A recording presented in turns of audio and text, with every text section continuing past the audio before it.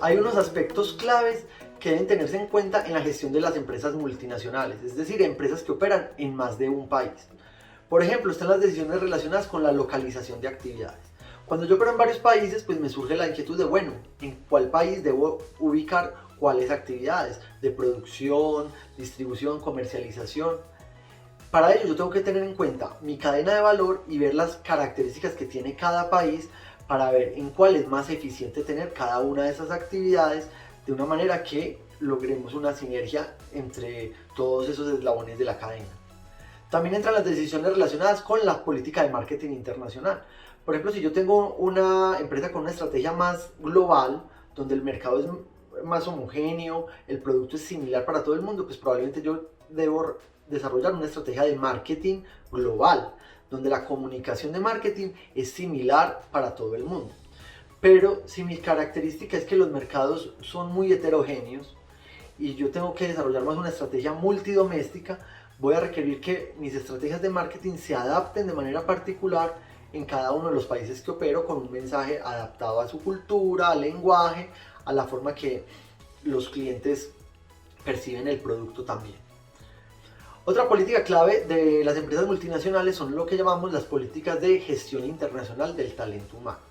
Bueno, las políticas multinacionales deben tener en cuenta pues todas las características de ser una empresa grande que opera en varias partes del mundo, pero particularmente hay un factor que es crítico en este tipo de empresas, y lo que conocemos como los expatriados. ¿Qué es un expatriado? Es una persona que enviamos de un país de origen a uno de los países de destino para que trabaje allá durante un tiempo dado. Muchas veces las empresas, pues cuando llegan a un nuevo país y quieren tener como cierto nivel de control sobre los procesos en el país, o adquirieron una compañía nueva en el país de destino, pues quieren tener un control de cómo se están haciendo los procesos en esa empresa adquirida, pues deben enviar algunos directivos, algunos empleados a ese otro país para que manejen esa coordinación con la empresa matriz en el país local. Pero pensemos desde el punto de vista de la gestión humana, esa persona que vamos a mandar a ese país extranjero va a ver eso como una ventaja, como un premio o como un castigo. Eso depende de cómo establezcamos esas políticas de gestión humana de los expatriados. Entonces acá es un reto muy importante para las empresas crearles muy buenas condiciones, no solo en el tema salarial, sino en el tema de la adaptación, el acompañamiento a las familias, y mirar que esa compensación que va a tener esa persona, esos compromisos me permitan tener una persona comprometida, porque yo no voy a mandar a otro país a una persona que tenga bajo desempeño. Yo quiero mandarles a los mejores empleados que me van a llevar allá los mejores aspectos de la cultura organizacional del país de origen.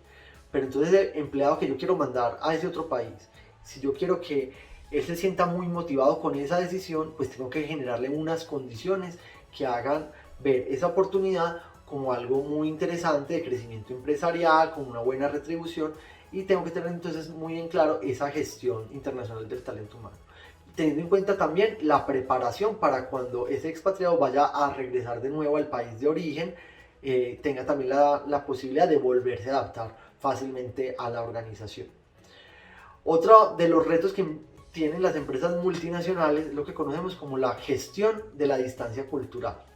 Como sabemos que una empresa que opera en varios países y cada país tiene una cultura diferente, yo tengo que saber cómo manejar esas diferencias culturales sin que afecte la cultura corporativa de la organización. O sea, la cultura de la organización tiene que irse adaptando a esas características particulares que tienen cada uno de los países.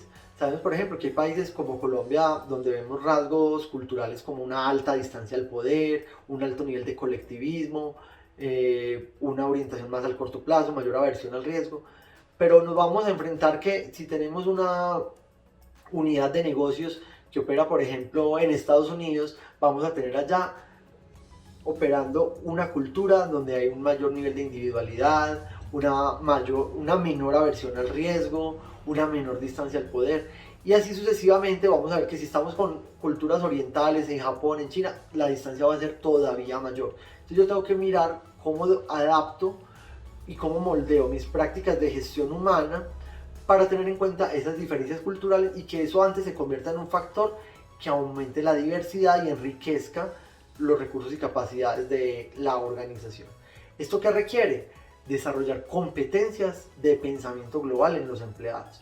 O sea, que los empleados sean capaces de mirar el mundo como algo que va más allá de la ciudad en la que estamos, que hay muchas formas de entender el mundo, muchas prácticas, muchas costumbres, y que nos podemos ir adaptando de una manera coordinada con personas que operan en diferentes culturas.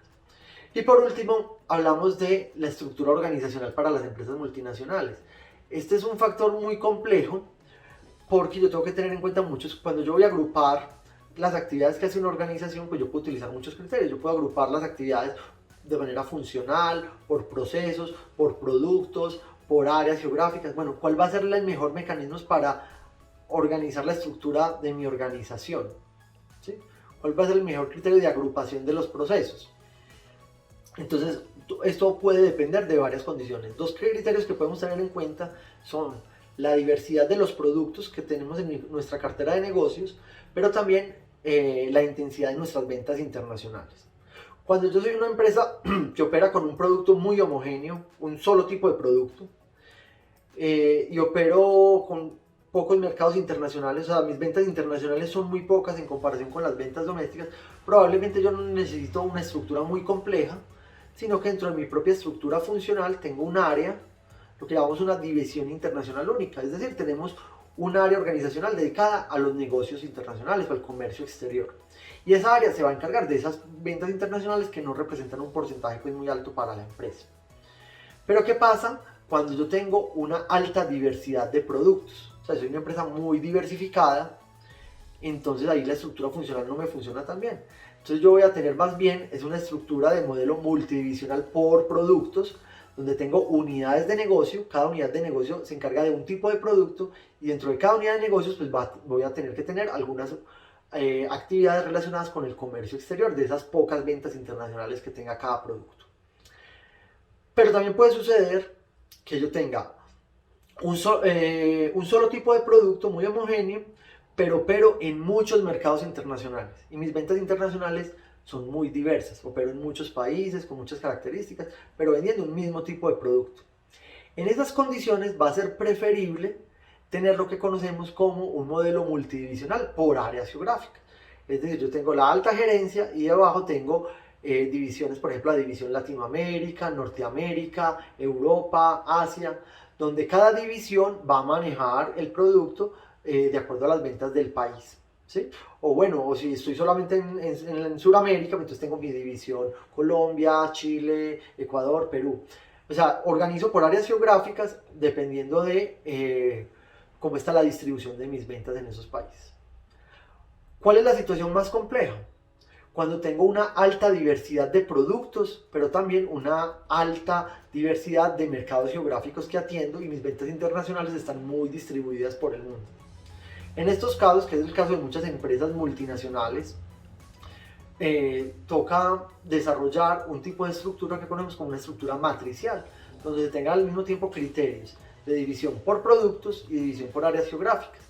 Esto aumenta un poco la complejidad organizacional porque vamos a tener áreas que tienen a su vez criterios de autoridad por el tipo de producto que venden, pero también criterios de autoridad por el líder o el gerente de la división del área geográfica.